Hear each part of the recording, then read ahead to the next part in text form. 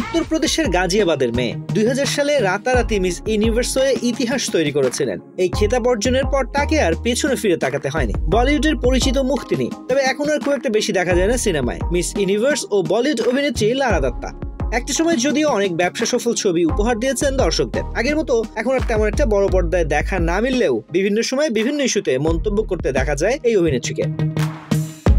এবার সেলিব্রিটি ও ইনফ্লুয়েন্সারদের জীবনযাপনের পেছনে লুকিয়ে থাকা বাস্তবতা নিয়ে মুখ খুলেছেন এই অভিনেত্রী। বিশেষ করে তরুণ প্রজন্মকে জানানোর জন্যই তিনি এই বিষয়ে আলোচনা করেছেন। অভিনেত্রীর কথায় এটা বাস্তবতা নয়।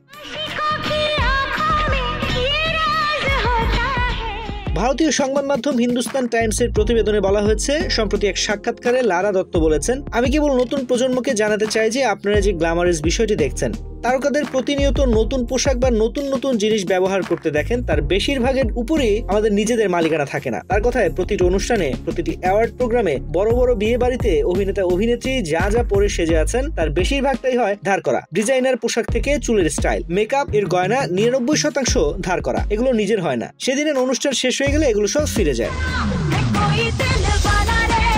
এরপর তিনি বলেন, শুধু মেয়েরাই নয়, ছেলেরা বর্তমানে সোশ্যাল মিডিয়ায় এইসব দেখে প্রভাবিত হচ্ছে। বর্তমান প্রজন্ম নিজেদের সত্তাকে ভুলে যাচ্ছে, অন্যের মতো হয়ে উঠতে চেষ্টা করছে। অভিনেত্রীর ভাষ্য, আর এই ব্যাপারটা যেন বিপ্লবের মতো ছড়িয়ে পড়ছে, আর তা মোটেই ভালো কথা নয়। যাতে সামাজিক যোগাযোগ মাধ্যম তাদের কোনো খুঁত ধরা না পড়ে, তার জন্য তারা প্রচুর ফিল্টার ব্যবহার করছে।